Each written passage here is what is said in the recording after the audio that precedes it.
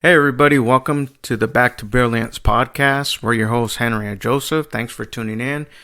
We ask that wherever you listen, that you subscribe, leave a comment or a review. It helps great people like you find our podcast.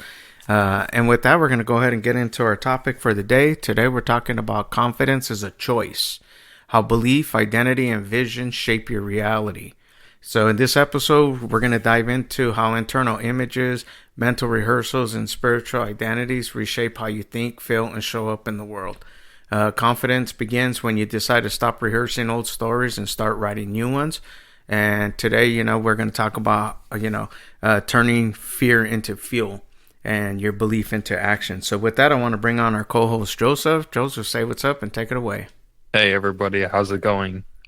So today I really wanted to talk about confidence because not only is confidence something that a lot of people lack today, myself included at times, but it's something that I see a lot of people either undervaluing or they just don't really know much about what true confidence is. And so what I mean by that is there are people who think confidence is bravado or, to be cocky, but that's not true confidence, right? Self-confidence is being comfortable in your own skin, being comfortable with yourself, and being true to yourself. True. Yeah, that's the inner path to that confidence, and it comes, we don't wake up with it, even from a baby, they're not confident when taking their first little steps, so that's why they crawl, they fall, they get back up, and that's the confidence that we're going to talk about today, about building that confidence, because it's a decision, it's a commitment that we have to embrace, in order to get ourselves to that place where we can have that self-confidence. It's a creation, so to speak, that you have to work it like a muscle, Yeah, exactly. And self-confidence or confidence, it's not just given to you, right? People are like, oh, he was just born confident. Not many people are born confident. Most people, they've had to earn their confidence or they've had to work up to their confidence, right? I'm sure there's a lot of athletes, people who people automatically assume are supremely confident. They've probably had to earn it and or formulate that confidence, right? And that kind of plays into us saying it's a decision. Right. It's a commitment to become confident by embodying confidence through daily chores or daily actions. Right. Yeah, absolutely. And it's just putting in the repetitions, so to speak. So, there's a lot of reasons why people lack confidence. Sometimes it's because, they failed at different things and they didn't learn from it. So we never really fail.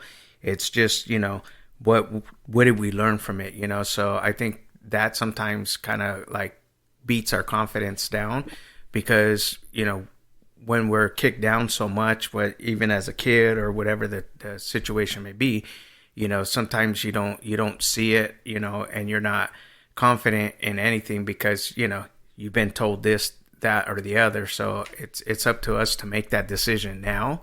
If you're a person that lacks on confidence, make a decision now. Take this information that we're sharing and make that decision now, that I'm not going to allow this to happen anymore. I'm going to be confident. I'm going to be committed to it, and being committed and making these decisions, you can begin to build this, confidence. Exactly. Yeah. And that's something that I've really been working on for the past 10 years. Like, I grew up not very confident in myself because of just how I am on my outwardly appearance, right? I mean, this is something that Paul Solomon talks about as well, which is what we're getting where I got the inspiration for this episode from. Paul Solomon, he has a video, and this is, I'm taking a lot of concepts from that video, but he was saying that he believed when he was younger that he was the ugliest kid alive. But whenever he turned 30, he was looking at teenage pictures of himself. And he's like, was I really that good looking? And, it wasn't until he looked at himself in a different light that he realized, like, I'm not the ugly duckling, right? It's the self-belief that made me ugly. Yeah, and that's kind of what it is, you know, and we can, you know, look at that and say, well, that's just one aspect, but even you know, talking about like shyness, right? We're talking about the lack of confidence, like when you got to go give a speech, you know, your lack of confidence because you wrote everything down, you have what you're going to say, but you're, you know, you're concerned about the different things of, you know, the way people are going to perceive you, so your lack of confidence will definitely show up, you know. Also also like even just starting a podcast, right? Like some people won't do it because they're embarrassed. What will they say? The shyness, you know. So your confidence, like, oh, my voice doesn't sound good, or I don't look good. So it'll keep you from doing these things because, again, you know, of things that were told to you before. So you have to change these things. You know, the belief system has to change. Exactly. You have to have self belief. And so a lot of it is your how you define your potential, or how you see your inner potential, right? Because, you know, we're not just people who are born confident, or like I said earlier, but if you recognize yourself as, you know, if you want to get a little spiritual, you know, we are part of the universe, right? We're an expression of the universe, as some people have said, right? Or if you want to say other things along those lines, right, then we're not so insignificant, right? And so some people can derive confidence in that because, you know, we're, you know, a tree doesn't think it's of itself as ugly if it were to be able to think, right? It's just another tree. It's just another creation of the universe, right? Birds don't think that they're ugly, even if they have flaws. Like there's birds with no beaks, right? And they're not like strutting around like, oh, I need to hide because my beak is not, or I was born with no beak, right? So all of this to say, like, confidence comes in from the internal and not from the external. Very true, you know, and one of the things you have to do is recognize, like you said, you know, we're part of this, you know, divine identity. So you need to recognize that you're a child of the Most High, you know. We have to tap into that power, you know, you have to understand that you have the ability to change the outcome of your life and to build this confidence, you know, that we so much desire. I mean, everybody desires to be confident. You know, some people even try to portray confidence, you know, by covering it up by buying things and having flashy, you know, cars, homes, you know, jewelry, clothing, whatever it is. But deep down, it's always what I've come to realize is a lot of times that's just a lack of confidence in other areas of their life. So, you know, they cover it up and mask it with these things. But when you're transparent to yourself, you know, first and foremost, you can't trick yourself. Here, that's the reality. So, being confident, you want to be confident, you know, when you're on your own and stuff like that, because then it just shows out, and that's what draws people to you. And you can see it when you walk into a room. You can tell the most confident person in there. They're not the loudest. They're just, you know, approachable, and when they talk to you, you feel like a positive influence coming from them. Exactly. Yeah. It's a presence, right? You know, it's something I've heard something along the lines of, you know, it like rolls off of them, right? The confidence just rolls off of them. Like you feel the confidence coming from them. And so that's what everyone can achieve, even if you're born with physical impairments, or, you know, let's say you have a stutter, or, you know, you're not confident in how you deliver a speech or whatever, you could still be confident in who you are. And so I kind of want to pivot to just like using imagination as a creative power to building your confidence, right? So let's say you imagine yourself giving a speech proficiently, or well, or confidently, right? You might feel a little bit more in tune with yourself if you were to give a speech, or, you know, if you wanted to do a podcast, right? If you were to imagine yourself confidently talking about whatever topic it is in your podcast, right? You don't have imagination of shyness. You'll imagine the best version of yourself, right? Kind of like dreams. Like, you know, there are people who have a prosthetic leg, but in their dream they have both legs and they're running, right? And so, it's kind of that imagination. You have to imagine yourself being the best version of yourself. Yeah, that's the internal imagination that you create, or that you think of. It does really shape your external realities, and that's where it all begins. Before you actually do something, you have to imagine it, right? So, like, if you're feeling like, hey, I'm not really confident in this, you know, you have to find something, that again, in your imagination, you put yourself there and you see yourself accomplishing it and everybody congratulating you. Well, that's going to build up your confidence. Are you still going to be nervous when you go up there? Absolutely. I'm not going to say that goes away, because that doesn't, but that's just, the fear of the unknown, stage fright, all these things. But the confidence when you get out there and you speak because you know it and because you've already imagined it, it definitely brings about good results, so. Exactly. Yeah. And, again, just using imagination to not only visualize yourself doing something, but also visualize yourself achieving goals that you want. That will give you a lot of confidence, because, if you spend your days imagining the goals that you want to achieve as if you've already achieved them, or even health goals, right? Then whenever you're doubting yourself, you could kind of go back to your mental palace per se, and just be like, well, I've already imagined myself being a better version of myself. I know it's in me, right? And so a lot of the time, again, we talked about this before, but athletes, they'll envision themselves winning the fight or winning the game, or getting their hand raised in the Olympics, right? They don't imagine themselves getting third place or not making the Olympic trials. They're constantly imagining the best version of themselves. Like you said, visualization isn't just for goals.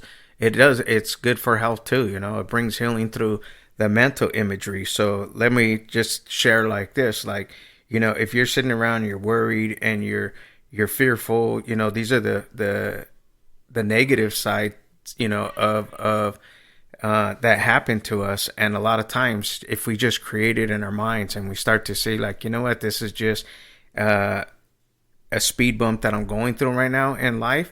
And you can just, start to imagine, like, hey, I want to change these things, it can take you from really making yourself sick to making yourself whole and complete, and as you start feeling that confidence, get out and do something, so it's a thought process and then taking action, which equal results, so, but you have to put these tools in place, because a lot of times we just get so focused on the problem and we never really look for the solution. Yeah, exactly. And also imagining the right things, right? Or imagining affirmations, right? So you can use your imagination to affirm thoughts about yourself, right? So, if you're constantly talking to yourself mentally and being like, oh, I'm not a good speaker, or I'm not good at this, or, whatever the case may be, if it's negative self talk, if you were to change that into positive self talk, right? If you're constantly choosing images of strength or courage, right, then that will shift how you feel about yourself, because, as we've talked about it before, but if you can impress upon your subconscious mind, it will reflect in your outward or your conscious mind, right? So, if you're constantly imagining yourself as being stronger than you are, being faster than you are, being more eloquent than you are, right?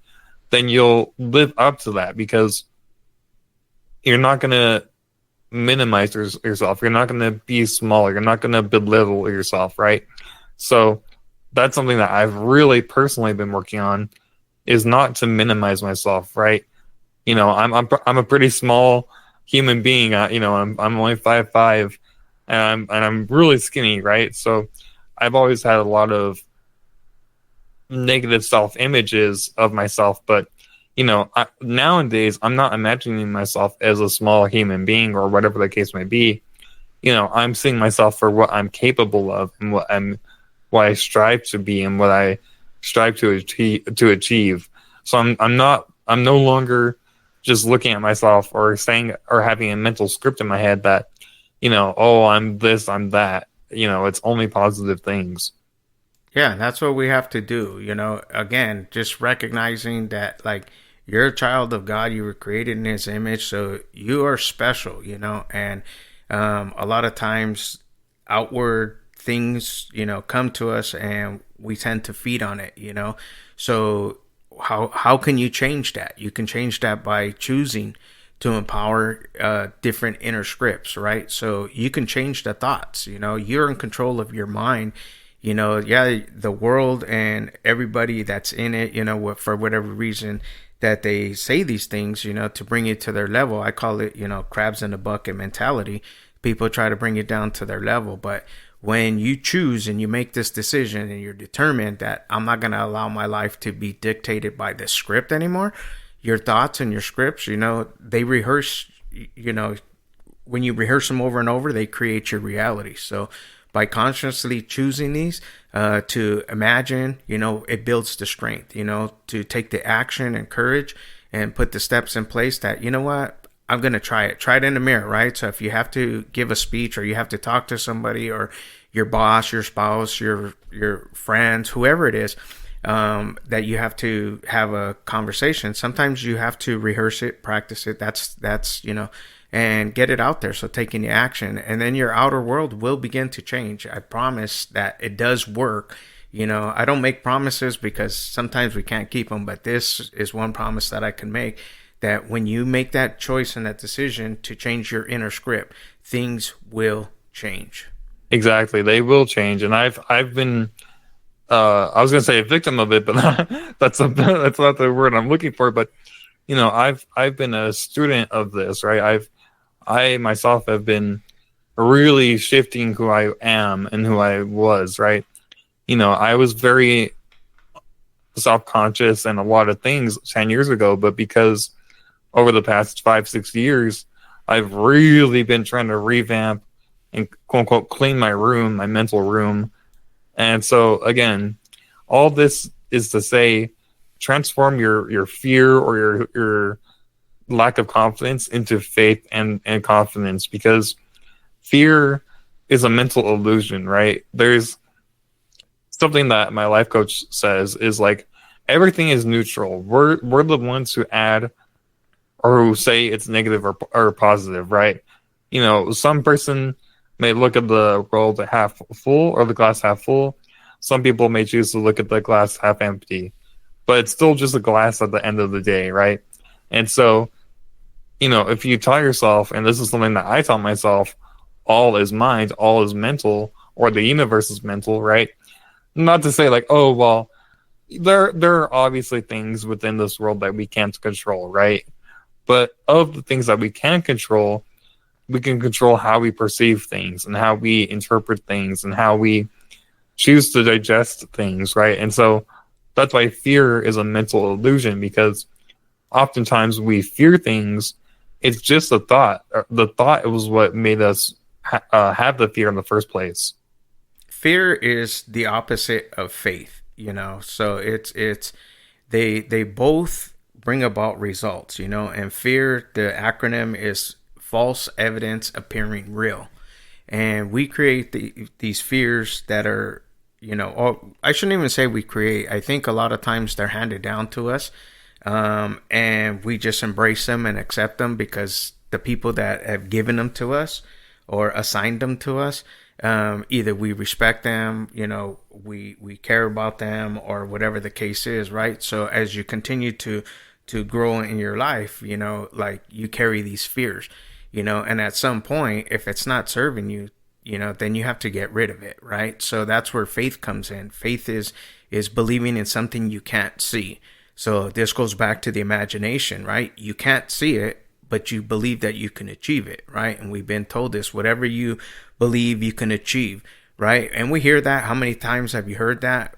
But how many times have you put it into action?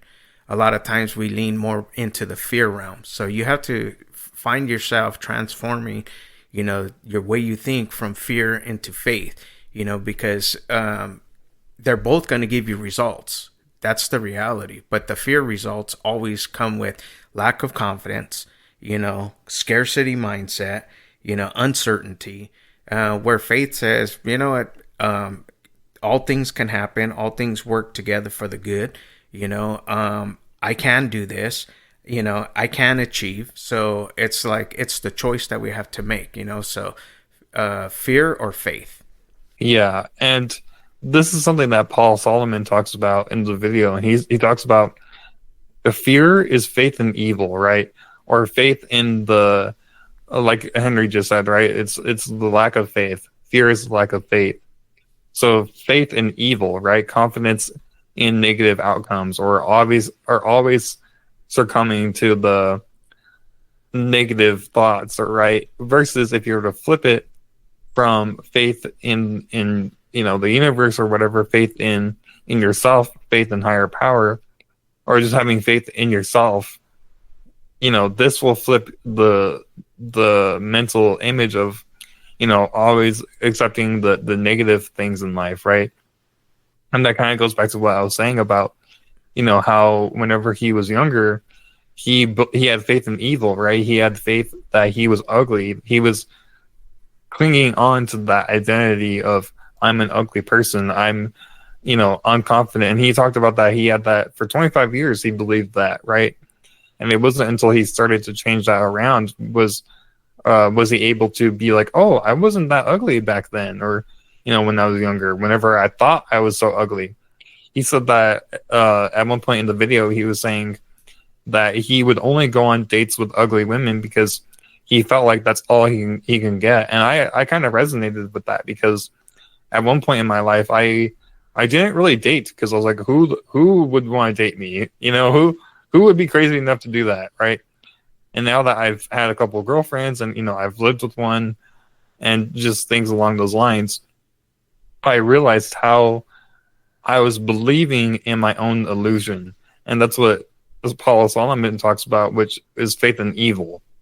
Right. Yeah. That's what it comes down to. It's living in that fear, it does create mental illusions, right? And we've all been there where it set us back, sometimes it could set you back a day, a week, a month, sometimes years, So also fear is like misguided belief, we believe it because we were told it, you know what I'm saying? So like your confidence is not going to be there because you were told negative, information, and that's all it is. At the end of the day, it's just information and how you process it. Do you run it through the filter of fear, or do you run it through the filter of faith?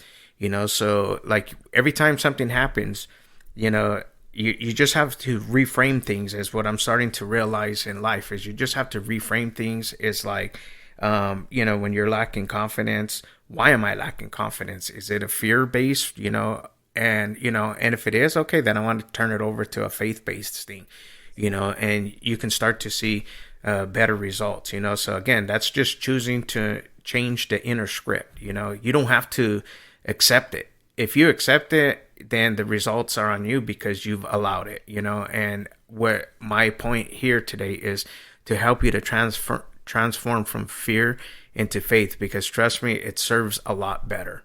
Exactly. Yeah. And just like we've talked about it before, but just recognizing the fact that you are thinking negatively, or just recognizing your thoughts, right?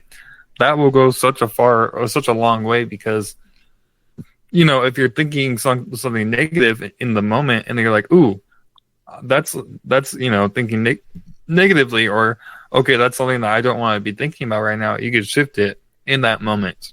Yeah, very true, and so, yeah, guys, with that, just recognizing, confidence is a choice, this is the main concept of our message today, is that confidence is a choice, and how you believe, it's going to shape your reality. Okay. And, it begins when you decide to stop rehearsing the old stories and start writing new ones. So today we give you the permission to, stop walking in fear and start walking in faith. Start practicing that inner path to confidence. Confidence it's self-created. You can change it. It's self-belief, believing that, what, you do deserve this. Yeah, you had it like this, but it doesn't have to stay that way. You know what I mean? Like whatever happened in the past is just that in the past, you know. Today you get to choose how you want your life to turn out, you know. And you know, the imagination, again, the internal images, they shape our external reality. So, you know, use your imagination that, you know what, all things are possible. I believe that this can happen, you know. I can be, you know, healed physically, mentally, emotionally, spiritually, financially, you know. Believe it, you know. Choose the empowering scripts, you know, and the next time you're faced with something, you know, again, run it through the filter. Why is this fear showing up? And you're gonna start to narrow it down and realize it's because of the programming that was fed to you as a child, as you know, and you carried it into adulthood. But today we give you the permission to release it, so that way you can begin to, you know, start walking in that confidence. So with that, I want to ask Joseph if he has any final thoughts before we close it out. Yeah, really. I just want to second what you're saying, right?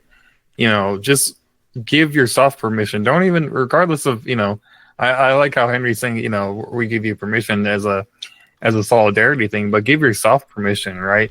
Give yourself permission to let go of the past programming, let go of the past dialogue that you've had or past image that you've had of yourself, right?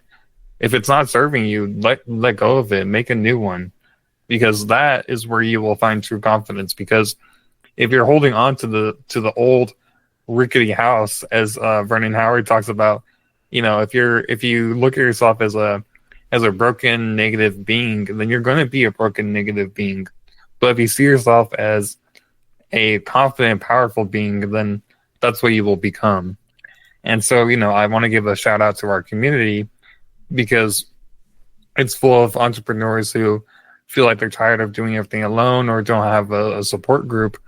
You know, we have a community that combines practical self-growth tools as well as community support, as well as weekly structure to help you stay focused and follow through. And, you know, I would encourage everyone in there to really post about things that they're not confident about and then things that they are confident about, right? Give a good and a bad, because, you know, we're all working on things. No one's perfect.